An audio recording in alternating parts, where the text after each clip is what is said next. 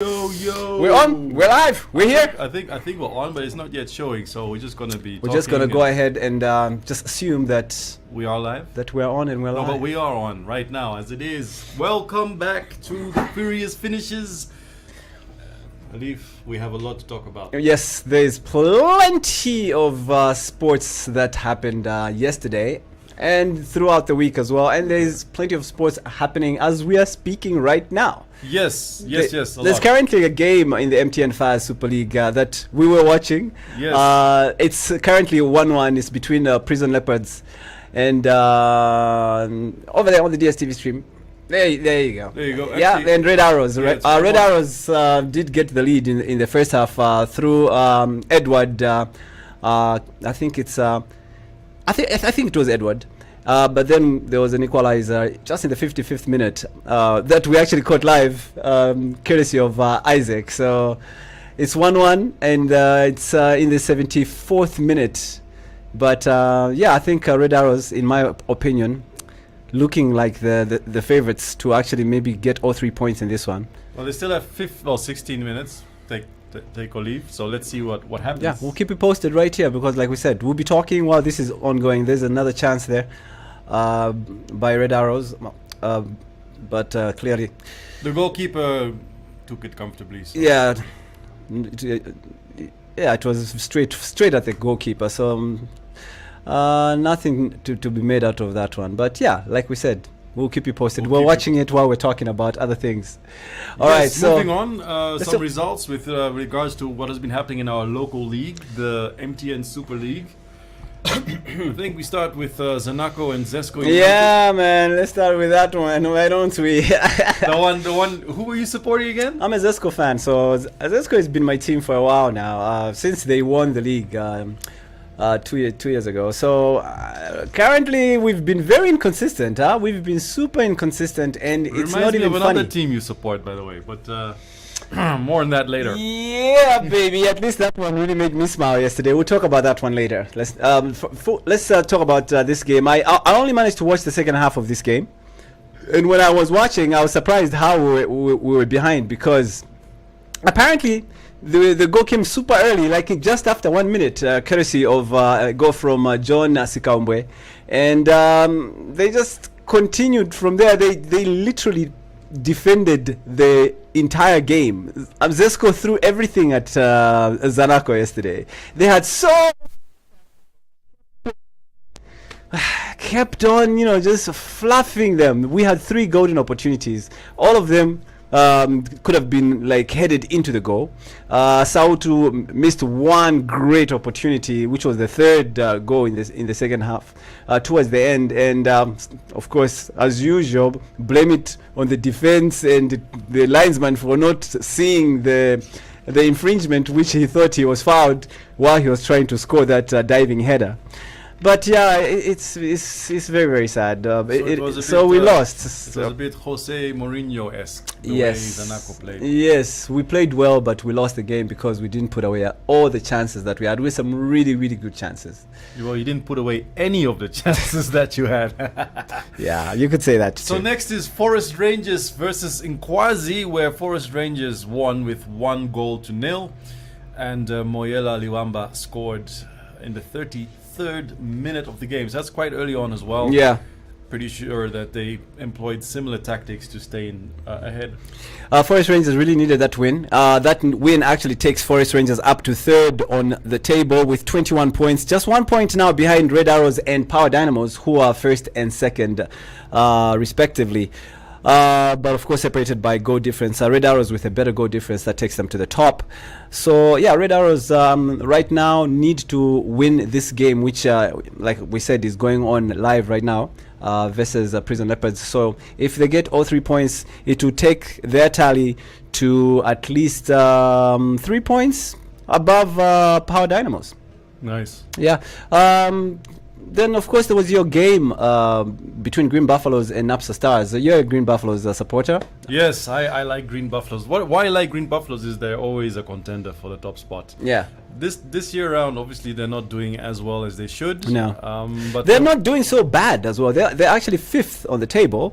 And they're just 2 points behind the leaders. So trust Anything me, can right happen, now, if they continue winning, they're going to win yesterday, of course, against the Napsa Stars, which I actually felt was going to happen. When I saw the fixtures, I had a feeling that Napsa Stars are really, They're in a bad spell right they're in now. a bad spell. Even last season, they were very, very lucky. They actually got back to promotion. So you can tell that it's still a team that's still trying to gel, trying to know its strengths. Well, we definitely know their weaknesses. Their weaknesses is their defense right now. They just don't know how to keep out goals. Yeah, so Green Buffaloes, the goals, 2 goals came in, and of course Felon had to score because he likes to sit on your score sheet. So Yeah, very funny. Sitonia. Yeah, Sitonia. Yeah, and then of course he scored in the 31st minute, sorry, and then John Kusamu scored in the 72nd, just to put the icing, just to make sure that all 3 points were secured for Green Buffaloes. Like we said, they're now comfortably sitting in 5th.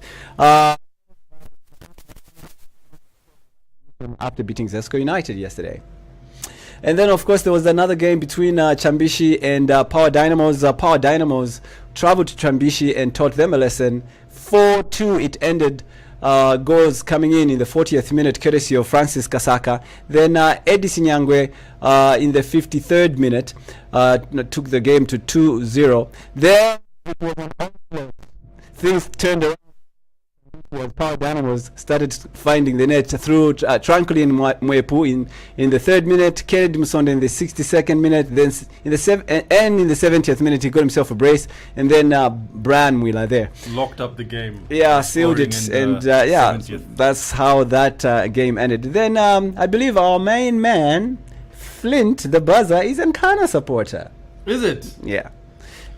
Ghana, they won for first time in a long time, beating Lumwana. Not so sure if he watched the game, but if he did watch the game, I'm sure he's very, very happy because they won that game at 2-1.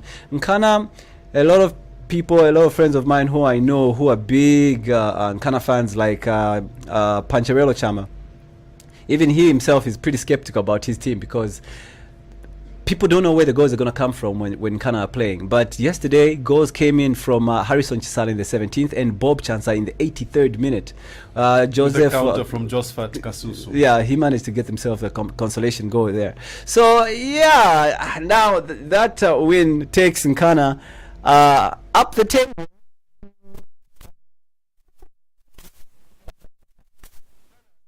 Football history, so it's kind of saddening to see how they're playing this year around. But of course, they not everyone can be winners. Yeah, and like I said, these days it's more about funding, right? So the top teams are the ones that are most well funded. Yeah. So it's no surprise that Green Buffalo's up there, and as a Green Buffalo supporter, I'm pretty sure that we were going to stay up there for a long time. Yeah, no, trust me. I believe the Green Buffaloes are definitely going to finish somewhere in the top 4, but probably maybe even contend for the title this season. But still, favorites, it's seeming are the usual, which is Zesco United, Zanaco, and Red Arrows, who are surprisingly top. Looks like they might actually go all the way, but the season we're still very, very far. We're only 12 weeks into the MTN Fast Super League, so let's wait and see how it goes. Red Arrows, that's the team under the pilots. The pilots, yeah, Zaf. Zambia Air Force. The Green Buffaloes obviously is the soldiers. Exactly. So it's and then you've got Prison Leopards. Yeah, Prison Leopards has been a surprise, but yeah, I'm pretty sure this time around they're gonna have a tough one. Buildcon are still bottom of the table. They are playing this afternoon, and I think their opposition this way, Buildcon, they've been winless the entire season, which is one of the reasons why they're bottom. And who knows, they might actually change their fortunes as they take on Kansanshi Dynamos this afternoon. I doubt it. Let's wait and see. Don't underestimate Kansanshi, man. They have only managed to win. They have only managed 2 draws the entire season after 12 games. That's 2 points. Bad. That's 2 points. 10 losses. That's terrible. How many points does what's this other one? Cabo Warriors have got 9 points at least. They've got 1 win in there. So and and 6 draws. 6. Yes. So it's not bad That's compared to what Buildcon have. Buildcon terrible. Yeah. So we hope you do well. Yeah. All right. So let's give you a quick update on how the other game is faring right now. It's in the 83rd minute, and it's still 1-1 between Prison Leopards and Red Arrows. But we'll let you know how that one fares. But I think we can finally turn our attention now to the other leagues. No, I want to stick a bit to the Zambian news. Okay, cool. FAZ has shortlisted 10 people for the Chipolo Polo job. This was announced 2 days ago. It says the Football Association of Zambia has made progress in the selection of the next Chipolo Polo coach, with 10 candidates making the shortlist for interviews. A panel of experts comprising of FAZ representatives, government, and the Zambia Football Coaches Association is currently milling through the candidates. The shortlisted candidates are Avram Grant, former Chelsea boss. Yes, former Chelsea boss. Hossam Al-Badri, Antoine Hay, Peter Butler, Sebastian Mine, and Gert Engels. Yeah. And then for the locals, there's Wetson Nyirenda, Ona Janza, with Roberto Blanchi, obviously not being local. Yeah. And Goran Stankovic completing the candidates. So, Stankovic. Sounds like another Serbian. Yeah, it does sound like a Serbian. I don't know. What do you think? Who do you think has the best chance? Pedigree, maybe. Who's got the best pedigree to take Zambia to the next level? Yeah, of these mentioned, who do you think? Okay, for me, the former Chelsea boss, Avram Grant. I know he's got a very poor record on the African front. I was looking at his track record. So apparently, he, of course, led Chelsea to the 2007-2008 UEFA Champions League, where they lost to Manchester United on post penalties, which was pretty commendable if you think about it. I mean, Champions League is no pushover. He's also he also managed Ghana from November 2014 to February 2017, during which he oversaw the Black Stars play 27 games and would win 12, draw 8, and lose 7. So there again, doesn't look a bit lackluster. You see, and that's with a big team like Ghana. Ghana are no pushovers. I think on the African front, even when we're playing the African Cup of Nations. I think what makes Avram Grant a good coach is the fact that where he shines his best is when he's having control over players that are they're not superstars. Yeah. So he makes them play like a team.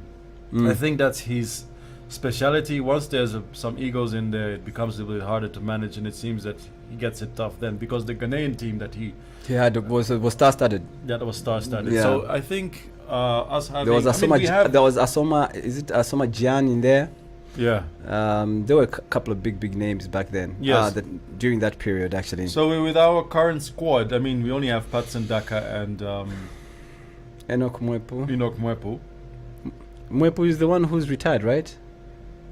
Yeah, so it's Fashion Sakala. Sakala, yes. It's Mwepu now was forced to retire because of thing. We also have Banda in the Serie A. Yes, but who finally got the goal for Lecce, yeah. Yeah, 2-1 to represent. That's the first Zambian to ever score in that league. In the Italian league, imagine that. But It's more on that later.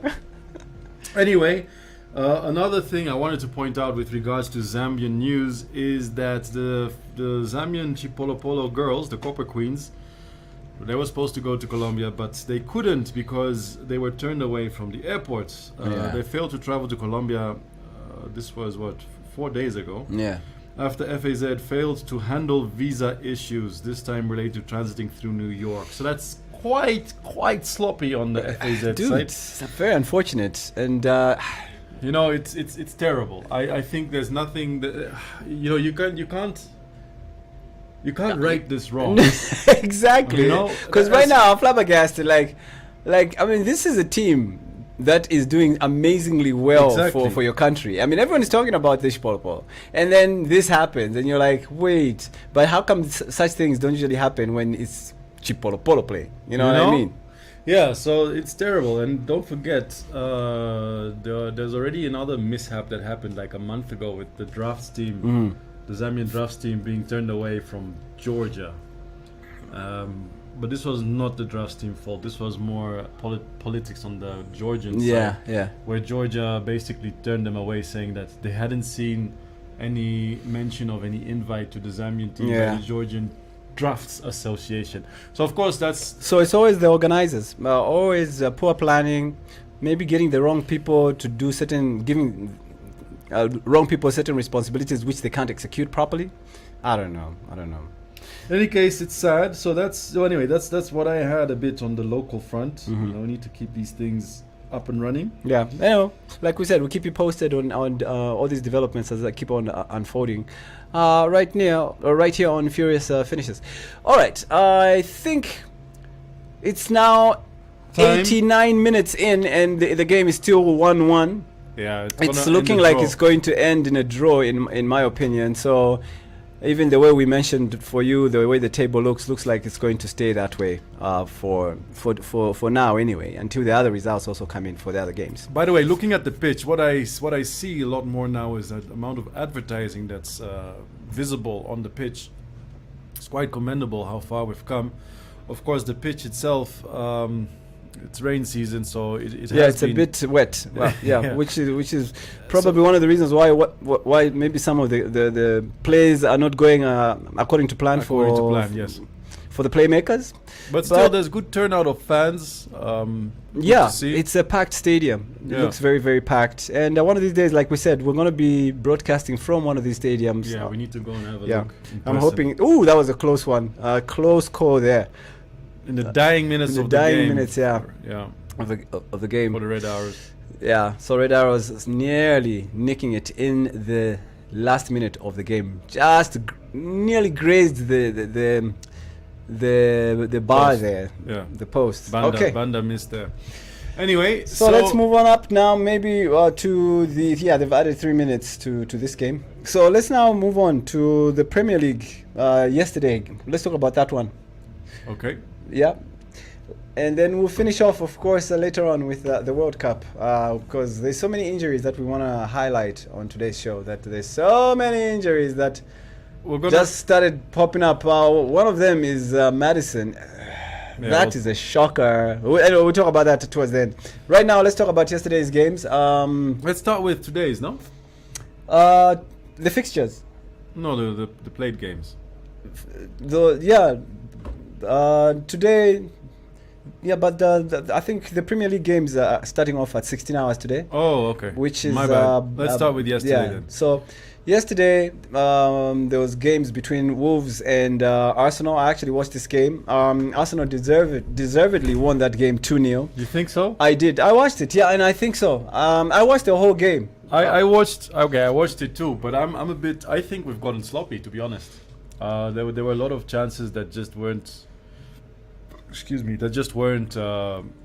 Used. Yeah, they were not clinical enough on certain chances. Gabriel Jesus, there was one which he kicked into the ground and then it bounced out. And under normal circumstances, if he had taken his time, maybe if he had even taken it with his left foot and not his right, because the ball is coming in from the right wing. And you're on the left side of the goalpost. Yeah. The best way to push it back into the goal would be with your left foot. He decided to guide it when it's coming from your right with your right. You see what happens there? Yeah. It will just continue going to the right. Yeah. And that's what it happened. So that's my point. There were so many chances that they fluffed like that. But fortunately, I think who was the goal scorer? Gabriel. Did he get both goals? No, the second one. Saka. No, Odegaard scored the first. No, Odegaard scored both goals. Sorry. It's Odegaard. Odegaard scored both goals. So, yeah, Saka could have scored one as well. He fluffed a chance. Xhaka, I think, got injured in the game. Yeah. Well, like I said, the focus in Arsenal's side, I don't see it right now. In that game, it wasn't very visible, and I think they need to get a stern talking to by Arteta. That's my personal view. I'm surprised that you were not happy with the performance, because like I said, I was watching it while babysitting last night. I watched all 3 games back to back. I started off with the Liverpool game, then ended up watching the Chelsea Newcastle game, then watched the last the game, which was Arsenal and Wolves. And I think there was one chance where Adama Traore was brought down, and I felt there was, a debate there that was definitely a foul. I think maybe they could have gotten a goal from that opportunity. In fact, I can't remember which player brought him down, but that was a red card challenge as well. Yeah. Yeah. VAR overlooked it completely. I don't know how. That was shocking. So, yeah. Luck was on the side of Arsenal. Luck was on their side, but also they were a little more clinical when it came to the finishing. Well, I mean, courtesy of Odegaard, like you said. Yeah, they did score 2 goals, but like I said... How many chances did you see from Wolves, though? There were a lot of chances, but they were not... they fumbled them at the end. There was a lot of fumbling. Exactly. Even around the midfield, there was a lot of fumbling that was going on. Yeah. And the defense was lucky as well in at least 3 or 4 instances. Yeah, especially the set pieces. Yeah. Yeah. But anyway, like I said, that win takes Arsenal to the summit, going into the international break with 5 points clear of Manchester City, who lost. I can see you are so happy. No. Trust me, everybody right now doesn't like Manchester City because they're so greedy. Look, they've been so greedy. Let's put I'm a Liverpool fan, and they've made us miss the opportunity of lifting that trophy 4 times in a row. That makes us enemies for life. So we don't like Manchester City, but we like the fact that they're slipping, and they're 5 points now going into this break. I watched that game actually. 5 points behind. Should we talk about that one first, or we talk about Newcastle versus Chelsea? I didn't watch it. Like I said, the 3 games I watched were those Liverpool game, the Chelsea game, and then the Arsenal game. Those are the games I watched. Surprisingly, I didn't watch that one either. I'm not really excited by the current Chelsea squad. I mean, yeah, there's nothing exciting about them for me. The Chelsea? Yeah. Chelsea and Manchester City look like they have the same virus right now. It's like they've all caught a cold or something, because both teams started off very well. Both teams, even when Graham Potter was signed up by Chelsea, they looked like a formidable force, Chelsea. And we were all saying, definitely contender. Not even just top 4, but contender. Where are they right now? They're 8th on the table after yesterday's results. Imagine that. So do you think Tuchel was removed prematurely, or... Yes, he was. justified? He was definitely removed prematurely. But the problem was these guys that bought Chelsea, what's his name again? The American. Yeah. Todd Bowley. When Bowley took over, he knew who he wanted to be in charge. So Tuchel was not in his plans. So Americans have this belief, I think it's across the board, that they can only work with a coach that they have appointed themselves. Yes. And you see this everywhere, in every American sport. Yeah. Justified or not, that I don't know. It's too early to tell. Potter is a great coach, though. I think he's going to do some good stuff. I agree. I totally agree. But well, I think Tuchel, sorry. Let me finish. Mm-hmm. But Tuchel, I think, still has better credentials. That's what I wanted to say. Yeah, no, he is. Tuchel is by far a better manager, in my opinion, as well, compared to Graham Potter. Potter is not a bad coach, but I think he's biting more than he can chew. Yes. With Chelsea, because of the quality and caliber of players. There's a lot of egos. There's a lot of big names in there. And most of them did not even play yesterday. Whether they're reserving them for the World Cup, like the Uruguayan national team coach asked most of the league coaches that can they prevent some of their Uruguayan key players who are in the squad, can they preserve them and not use them in the final week so that they don't have a Madison effect on them, And I think it was very, if you think about it, it's actually a very logical appeal, but they don't care about that. All they're caring about, like, we want to finish best going into this break. As best as possible. As best, and then they end up fielding players now, and then those players end up performing. Because I actually thought even Wilson was not going to play. But they still managed to Newcastle squeezed him in the last 15 minutes of the game. But this comes back, Alif, to what we were discussing earlier, where this World Cup is coming at a very inopportune time. Look at the amount of players that are going to miss because... Oh yeah, and you have a list. I We have have the a list. list. Maybe we can even talk about that now since we're already on the subject. You don't want to finish? Okay, let's finish. Yeah. Then we'll get back to that one. But I can shake your hand on the fact that... what's his name? Potter is definitely chewing more than he can. Yeah, he doesn't look like a high caliber coach. Like even Avram Grant, I think, was at the time when he was in charge of Chelsea, looked like a marquee coach compared to Graham Potter. I never even knew about Graham Potter until this whole Chelsea interested in the Brighton coach, and I was like, Brighton coach. Well, Things he's like done that. wonders. Exactly. He's done He wonders did for wonders, but Brighton. look now, the true colors are showing. Showing, yes. So anyway, So next, moving on. Newcastle beat Chelsea 1-0. Newcastle, on the fact that they are in the top 3. Yeah. This is the first time in like 11 years they're going into Christmas with such a strong position on the Premier League. This speaks volumes, But, about I mean, Eddie Howe, their coach. What about the influx of money, man? Yes, but they haven't even really blown that money yet, which is the scary thing. This is why I'm bringing it up. Do you know that they were not even top 3 last summer in the window? No. Liverpool even spent a little bit more than Newcastle this time. So do you think that it's all up to the coach, or maybe also they've invested in, I don't know, increasing... Right now, Newcastle, what they're doing is like what Liverpool will do if the sale for Liverpool goes through is, first of all, they have to clean house. They have to put their books in order, which is what the owners of Newcastle did first. They had to make sure they took care of the debts, the infrastructure, brought in reinforcements in terms of the backroom staff and stuff like that, made the players happy, made them comfortable.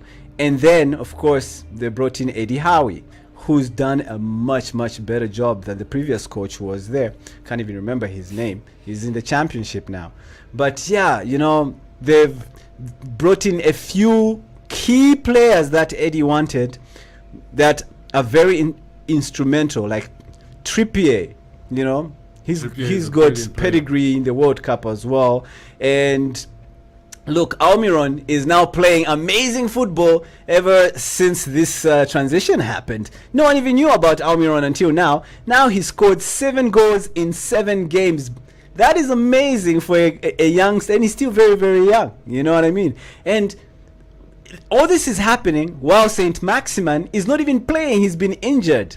And then Callum Wilson comes in, and he's also coming from injury, but he's shown some amazing form in just the last few weeks that he's been playing. He's been very instrumental in pushing Newcastle to be number 3, and that's why he even got the call up in the English team. Well, no, good assessment. Good assessment. So I'm very excited for Newcastle. Forest. Nottingham Forest, yeah. Forest beat Crystal Palace 1-0. They needed that win. Crystal Palace was going to beat them, to be honest. Yeah. Which was very interesting about that is the bottom half of the Premier League is so tight. A single win by any team from the bottom 20 would take them out of relegation and bring a team which is 16th or 15th down to the bottom. That's how tight it is at the bottom there. It can go to anybody right now. Absolute mayhem. It's like that road by Marshlands. What do they call it? Because it's so dangerous. It's something dark black zone. What is it? I don't know. There's like where it's very, very dangerous to be in that area right now. Where's Marshlands? Just here where that bad accident happened with a bus where 11 people died. Oh. So they call it something. They call that spot something. I've forgotten. By Unza? Yes, by Unza, yeah. I didn't know it was called Marshlands. Yeah, something. It's Marshlands bus stop. I've forgotten what they call that space because it's so dangerous. Like when you go down, then you're up, and then cars just come out of nowhere because it's like a hill. So Dark spot? A dark spot, yeah, I think so. So in the bottom half is like a dark spot right now because anything can happen. If anyone wins they find themselves out of relegation zone. And if the person that lost was 15th, 14th, or even 13th, will find themselves in the relegation zone. Yeah. In a flash like that. That's how bad. And that's how interesting it is right now. Obviously, all that will change next year, come end of December, when the Premier League resumes. Yes. So now moving on to Tottenham Hotspur versus Leeds. I don't know if you watched this one. This was an interesting one. Leeds were leading in the first half.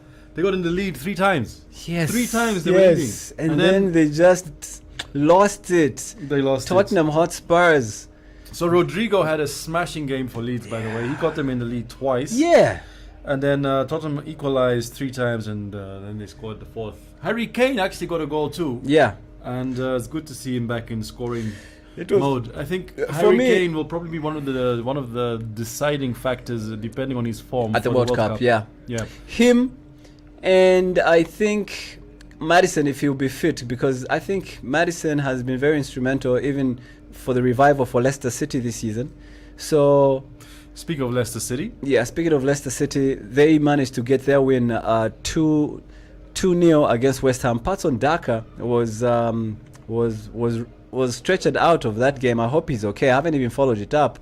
He was brought down in the area. Penalty, yeah. But that injury looked serious. Like he was trodden on the ankle. So and I haven't. Who scored a brilliant goal in the previous game? Failed to replicate it again this time. Well, he failed. Depends on your form. Yeah, I know. Which is so weird. So sad. It's easier for him to score at 40 yards in spectacular volleys. But it's not easy for him to score from the penalty when spot. It's just 9 meters away, which is very, very interesting. Yeah. Okay, and so then one, our team, Liverpool. I was very skeptical. I posted also in the Liverpool WhatsApp group, and everyone was calling me, "Ye of little faith, what?" And I was like, "But I'm just being optimistic. I'm being realistic, not optimistic, but being realistic that." We haven't been very consistent. We haven't been very convincing. We've lost to 2 of the bottom teams in the league, and then we beat the Giants, and then you beat Bournemouth 9-0. Then you go and struggle against Southampton. Stuff like that made it very, very difficult for me to predict our outcomes. So yesterday I watched this game, and this is us coming back from the Carabao Cup, where we fielded an entirely unrecognizable team, by the way. That actually did very well against Derby on penalties. Kelleher being the hero, saving 3 penalties. Amazing stuff. It's never been done by a Liverpool youngster before. Saving 3 consecutive penalties. That was amazing. And of course, we got the winner in the end, and that takes us through to the next round. Who are we facing in the Carabao Cup? Manchester City. I'm pretty sure he's not going to use the same youngsters against Manchester City. No, he better not. But, Carabao Cup, the Arsenal crashed out of it by losing. Arsenal crashed out. Tottenham crashed out. Chelsea got chucked out as well by Manchester City. Yeah, Manchester City. Yeah. Man U did pretty good, actually. Man U did very good. They look like they're on form. Against Aston Villa. Yeah, Ten Hag is really doing some good stuff there. Yeah. I think he's managed to get his team under control. Obviously, there's still a lot of controversy around Ronaldo. Fact is, we said it before, Father Time has caught up with Ronaldo. Yep. Obviously, in his best days are behind him. That's what it looks like to me. And as much as he trains very hard and eats all the right food, the body can only do so much. Yeah. Not everybody is blessed like Zlatan. And honestly speaking, no, Zlatan is one of those players that, there's one other guy from the Italian side. He was Italian that was really good, even well into his 40s. Who was that? Was that Maldini? Maldini, yes, I think it was Maldini. Or Chiellini, yeah? One of those 2. Yeah, then there was also the goalkeeper from Italy as well. Yes. Who finished at 41, I think. Yeah, but goalkeepers finish quite late anyway. Yeah, what's his name? I think it started with a B. He was for Juventus. How do I forget his name? He was one of the greatest goalkeepers ever. And very humble. He played for his name is gone. Anyway, let's move on. Club, No, I forgot. Okay, anyway, let's move on. Let's move on. So anyway, that win for Liverpool took them finally to 6th in the Premier League again, which is something at least that has brought a lot of comfort for us Liverpool fans going into this break. It's like going into the break on a high, which is just 1 point behind Manchester United, who are in action this afternoon. So I'm pretty sure Manchester United will also win that game and to take their lead to 4 points against Liverpool. And it will still keep them at 5th because Tottenham are 6 points clear of Manchester United, occupying the 4th spot. And who's first? Arsenal still top, like I said, with 5 points clear of I know Manchester you said, I just City. wanted you to say Yeah, me, I love the fact. I like the fact that it's 5 points clear of Manchester City. Yeah. I never thought with Erling Haaland and the team they have, De Bruyne, Gundogan, they should be struggling like that. Amazing. But Ivan Toney was amazing against Manchester City yesterday, getting himself a brace. He should actually be in the World Cup as well. He should have gone with England. Getting himself a brace like that, that's amazing. Apparently, I hear he's scored more goals than anyone in the calendar year. Serious? Yeah. Oh, wow. Okay, So, Bundesliga quickly. very quickly, yeah, let's do this. So FC Schalke 04 lost to Bayern Munich, 2-0. Interesting to note is obviously that Bayern Munich is playing without Mane. Yeah, and clearly yeah. are able to do so. VfL Wolfsburg beat 1899 Hoffenheim. 2-1. FC Köln lost to Hertha, 2-0. Werder Bremen lost surprisingly to Leipzig, 2-1. FC Augsburg got beaten by Bochum by 1-0, and Leverkusen beat Stuttgart 2-0. Anything else worth noting? Yeah, maybe we should talk a bit about the form of Ajax. Ajax has been struggling extremely poorly. They drew 3-3 against Emmen, which is a side that is... It's a team that I don't ever bet on because you never know what you're going to get with them. You can bet for that they'll definitely score 2 goals in this game, then they end up drawing 0-0. Very unpredictable team, Ajax. Very unpredictable, yes. Napoli, by the way, want to continue with they're continuing with their form. I know I've just switched to the Italian league, Yeah. but they beat Udinese 3-2, which is the Amazing. 11th win in a row. With And a Zelensky's +3 goal scoreline for Napoli. Yeah, plus Imagine. crazy. I don't know where they're They're coming just from. on fire right now. It's crazy. So Zelensky's goal for Napoli was world class, by the way, and then Udinese scored 2 goals in 2 minutes. It became suddenly a very interesting game. Fantabulous stuff. Yeah, and then there were also some international friendlies that were played. Korea beat Iceland 1-0, which for me shows that Korea is a team to watch in the World Cup. Mm-hmm. Canada, on the other hand, drew 2-2 with Bahrain. That shocked you a lot. You look disgusted Well, too. Your face. Wasn't it you that was saying Canada might have a good chance of coming on top of their table? Yes, Yeah, I did. Yeah, look, how do you draw with Bahrain? I know that was shocking, but I still feel maybe it was just a little blip, and I think they're gonna pick themselves up. Maybe sometimes you go into a game underestimating your opponent, and that could have been their Achilles heel. Maybe that's what caused them to I know, actually but drop their Bahrain, guard, dude. and that happened. Bahrain, dude, come on. And I think that's probably what's been happening also to Liverpool when they lost against Nottingham Forest and Leeds, because it doesn't make sense. The way they're playing now is the Liverpool of old. Even the way the Liverpool pundits are rating Liverpool right now, they're giving them 7s and 8s again. When we were losing to Nottingham Forest, we're getting 0s and 2s. Yeah. So I think they also used to underestimate, you were just from beating Manchester City. Who's Nottingham Forest? That kind of thing. And then you end up getting egg on your face. Yeah. So, Iraq played 2 games. Surprisingly, Iraq is very popular to be played when it comes to friendlies. Mm-hmm. They drew 0-0 with Ecuador, and then they lost 4-0 against Mexico. So, yeah. Oh yeah. Earlier in the week, Bayern also played against Werder Bremen, where they won 6-1. That was a smash. Yeah, I saw that. That's amazing stuff.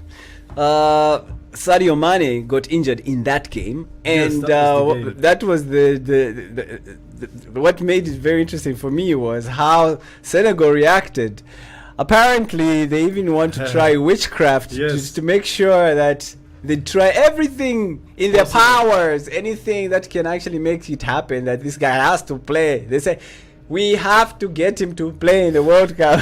Yeah, they're going to have a tough time without him. Maybe this is the right time to talk about all the injured players. Yeah, let's do that. Let's talk about it. So Sadio Mane is one who was still added in the national team, albeit he is injured. So is Son, by the way. Yeah, so is Song, and for England, Kyle Walker also has been added. Yet he's injured. He may not even play in all the group games, but he'll probably, if they make it out of the group games, play in the knockout stages of the last 16. So, guys that are definitely out, there's obviously Paul Pogba. Paul Pogba is probably the biggest force to be reckoned with in the French team of the people that are possibly injured on this list. Yeah. Paul Pogba, I think, is a blessing for the French team, actually, that he's not going to be able to play because all the controversies surrounding him right now. You know, the mention of the witchcraft and all that, his brother. And just his ego. His ego. I think the fact that he's not going to be included to the Could French be a team. blessing in disguise for France. Exactly. However, what is not a blessing is N'Golo Kante not playing for France. That one they could feel it because N'Golo is a very instrumental midfielder. He's a hard worker. He's a team player. Yeah, he's super hard working, and they will definitely feel his void going into this game. N'Golo Kante's work ethic is like, he reminds me of a Dirk Kuyt, except that N'Golo Kante is a better footballer. Yeah. Dirk Kuyt, if you remember. I remember he was a workaholic. He was a winger at Liverpool. Yeah. He was a workaholic, but there was nothing great about him. He was just a hard worker. You could just see him always run with the ball from the wing, and that, trust me, used to just wake everybody up. Yeah. You know, and I love that about him. So you always need a player like that in every team, just to get everybody psyched up.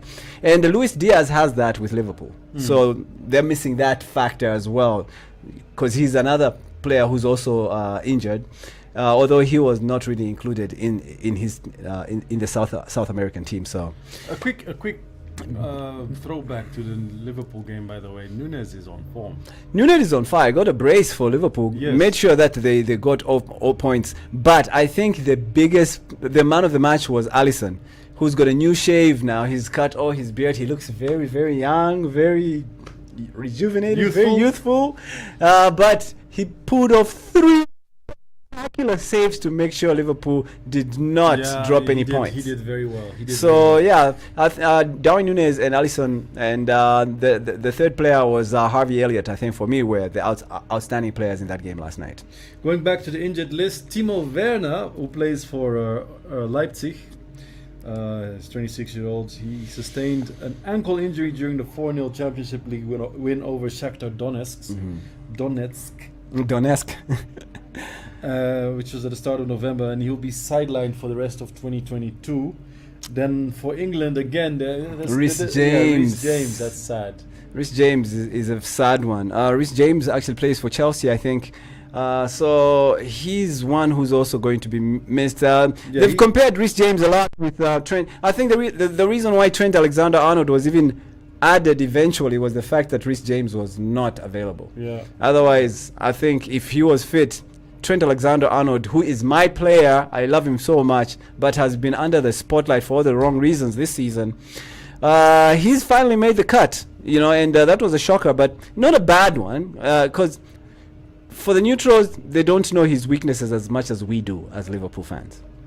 Yeah, so it's a good thing. Who knows? Maybe he's more instrumental for England than he is with Liverpool. Yeah, so Reece James, he had a knee injury. Then there's Diego Jota for Portugal. He's also a Liverpool forward, by the way. He missed the tournament due to a calf injury. Yeah, for Portugal, which was sustained in a victory over Manchester City.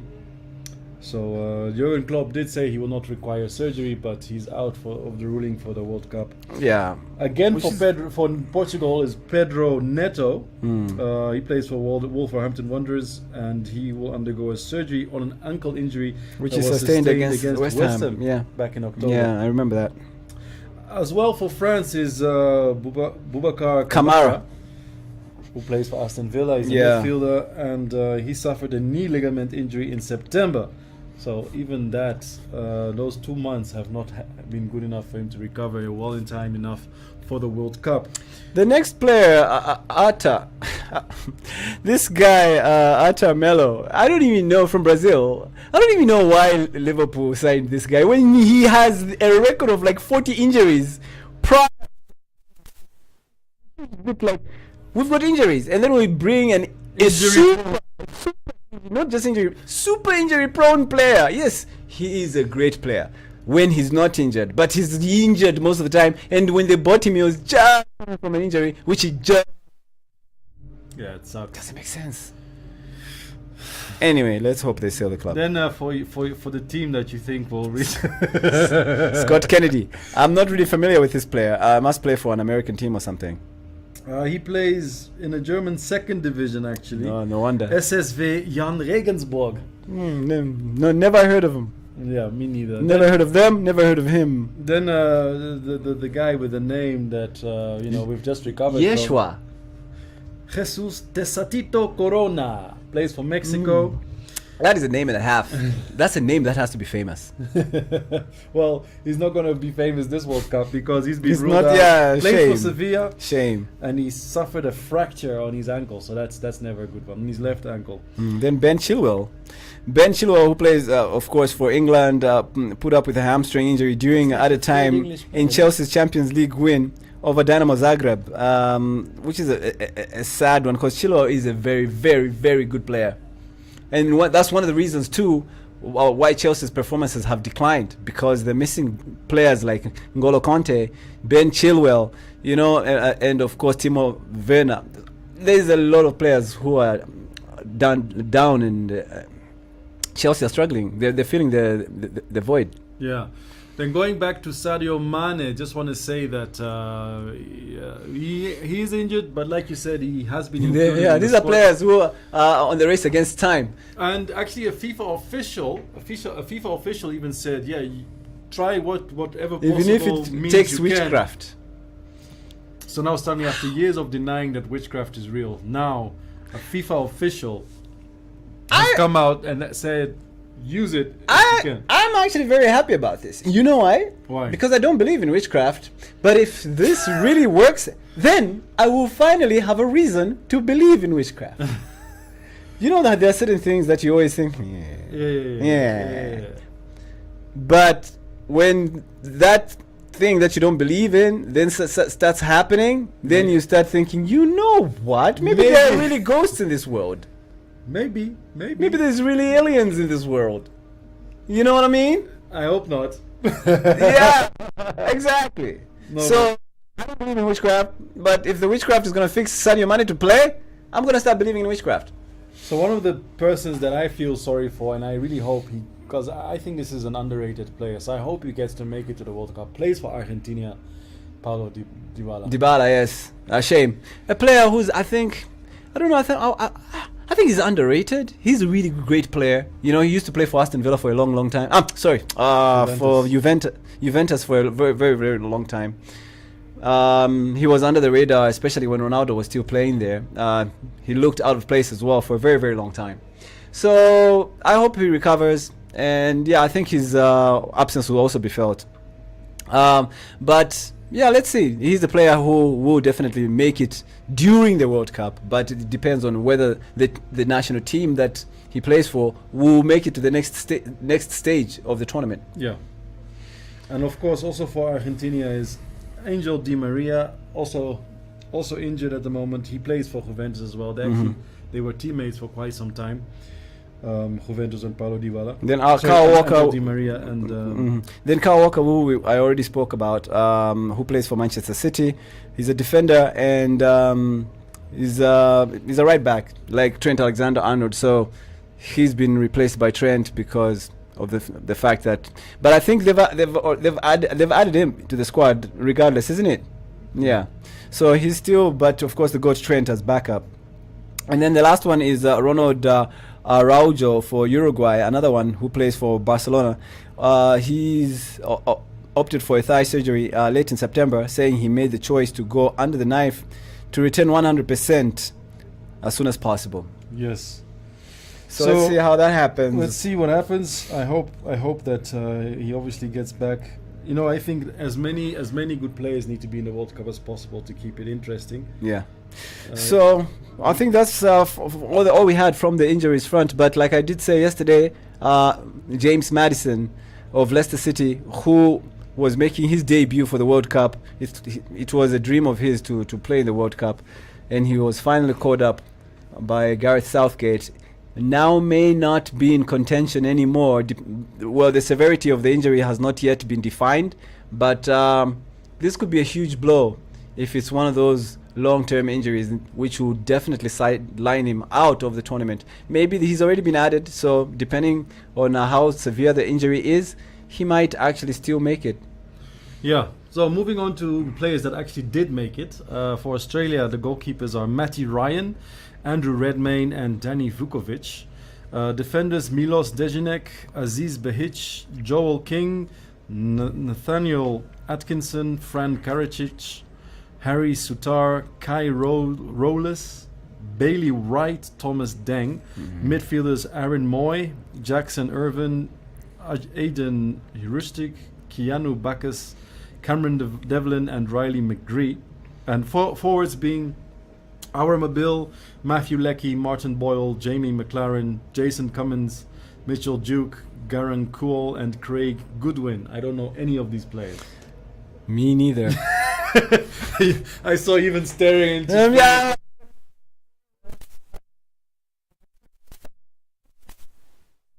Denmark, Kasper Schmeichel, obviously the son of Peter Schmeichel. Yes. And Oliver Christensen. And of course, Kasper used to won the Premier League with Leicester City. Of course, let's not forget that. That's why he's so famous. And then Oliver Christensen was the other goalkeeper. Then defenders Simon Kjaer, Joachim Andersen, Joachim Mahler, Andreas Christensen, Rasmus Christensen, Jens Stryger Larsen, Victor Nelson, Daniel Vass. Midfielders Thomas Delaney, good player, Matthias Jensen, Christian Eriksen, who's Christian back, Eriksen, obviously. who's playing for Manchester United now as a midfielder. Yes, now back for a second spell of life. Yes, so I wish they could do that for Enoch Mepu, you know? Yeah, me too. Pierre-Emile Højbjerg, who's a surprisingly good player, by the way. And then forwards, Andreas Skov Olsen, Jesper Lindström, Andreas Cornelius, Martin Braithwaite, another good player. Yeah. Kasper Dolberg, brilliant player. Was it Ajax? Okay. Mikkel Damsgaard and Jonas Wind. So there's some notable players there. Costa Rica, I don't know, maybe you mentioned those. Okay. Do we have time to mention all Yes, the players we have to. for all the countries? We have to. Do we really have to? I think so. Okay. This wasn't part of the agenda.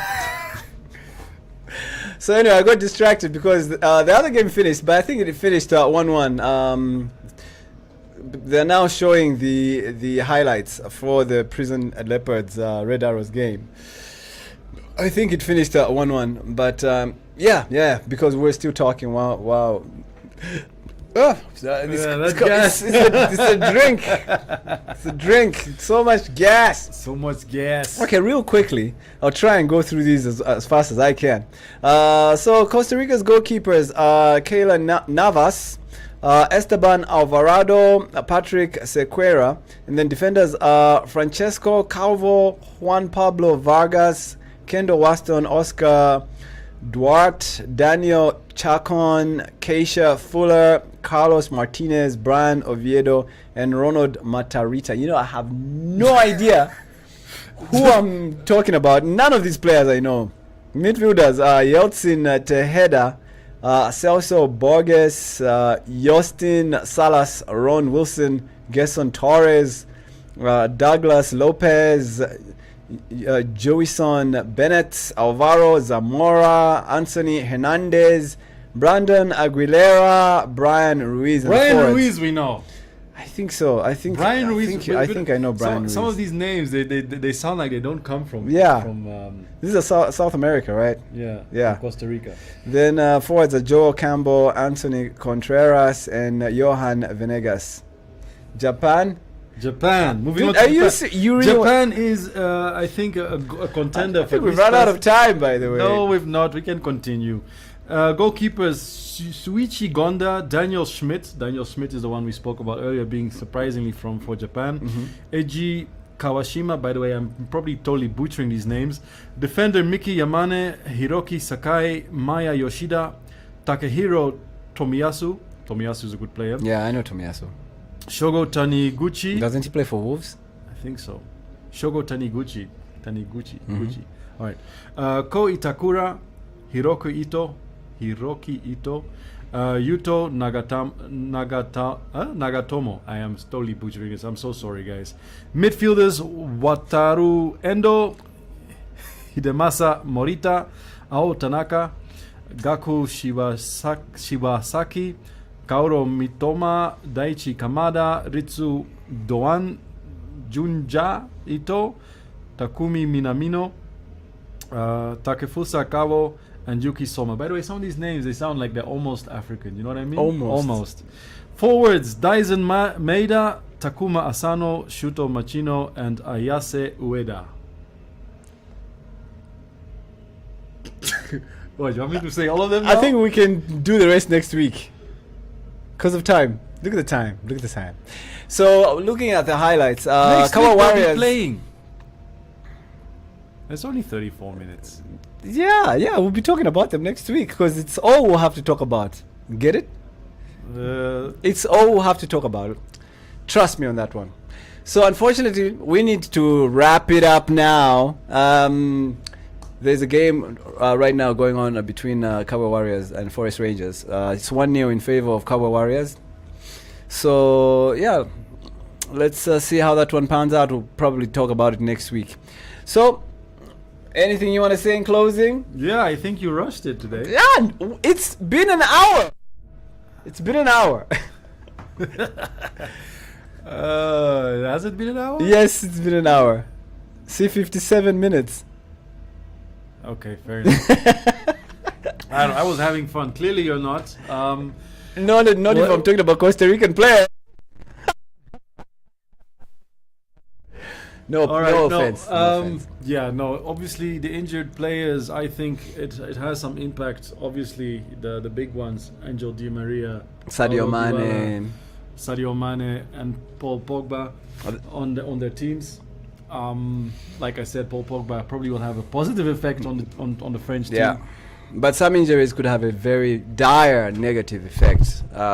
So, like Madison, for example, I hope it's not serious, and Dybala as well. So let's see how the rest of the team will perform. Of course, the youngsters will then need to step up and perform where the injured players were supposed to actually perform. So it's an extra challenge for the youngsters to step up. By the way, I watched FIFA Uncovered just this today. I watched all of it, and disturbing stuff. I don't know if you watched it. No. So basically, FIFA Uncovered is a documentary. It's 4 parts on how Sepp Blatter and his predecessor Havelange from Brazil.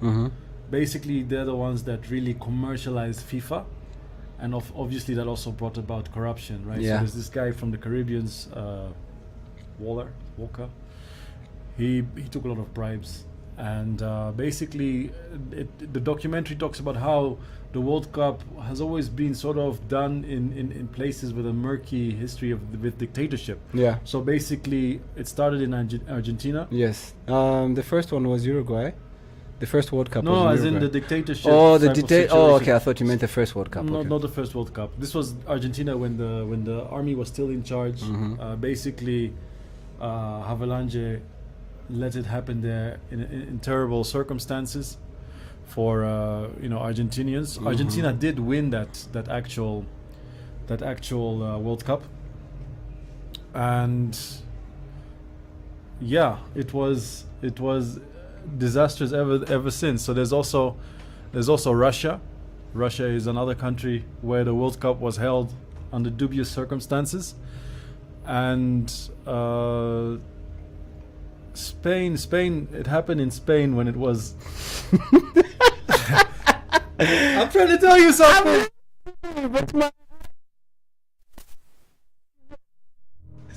Apparently. Anyway, so basically, the World Cup has been held in places that maybe shouldn't have taken place in, or shouldn't have hosted it.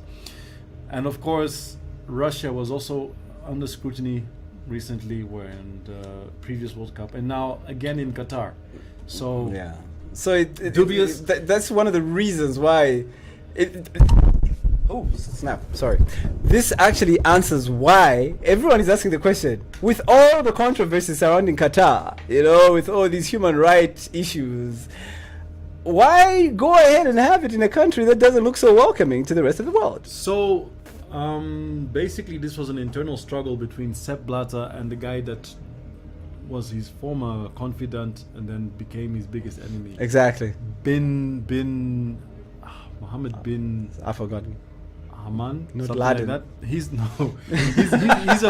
He's actually a Qatari citizen, but he was the president of the Asian Confederation. Very confusing stuff.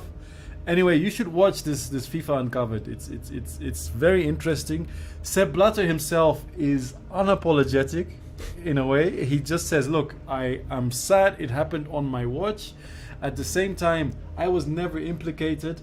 Yes, I was the president, but it's not my responsibility to now tell people how to behave when they don't directly fall under FIFA, because FIFA is only in charge of the World Cup, when all these other confederations have a voting right. So it's very sort of complicated. Sepp Blatter was very smart in targeting the Caribbeans and Africa to help him stay in his hot seat. But once he lost that support somewhat, especially from the Caribbean side, which are the ones that actually voted more for Qatar, that's how this whole Qatari situation came about. So again, of course, the timing of this documentary coming out when it did, which is just like I think last week. Yeah. It's Speaks all volumes. timed to Speaks perfection volumes. because of Qatar. Yeah. It's not by accident. Well, you did hear their football association, representative, say that we do welcome everybody, including gay people and everything, but they still need to abide by the rules. Qatar rules and laws and regulations. Yeah, so one of the Qatari people that actually advocated or was part of the team to bring the World Cup to Qatar. Yeah, Okay. so he was one of the people that said that it's Qatari customs or tradition to be very welcoming to people, but clearly Other people the don't reports agree. that are coming out of there are certain people in there who still don't agree. So let's see. This is very interesting. And then they did ban certain teams not to wear their protest jerseys when they're training about equal human rights and all that kind of stuff. Yeah, So it's going to be very interesting to see. But all this will unfold next weekend. yes. So on that note, the World Cup is starting next week. Not just sort of like next week. It's 9 days away from now. Yeah. No, not 9 days. Sorry, 7 days away from now. So it is next week, 7 days. Yeah. And the first game is between Qatar and Ecuador, Sunday at 6 p.m. And then, of course, on Monday to be England versus Iran and Senegal versus Netherlands. So, interesting times. Can the witch doctor get Sadio Mane to play before that game? Very interesting times against the Netherlands.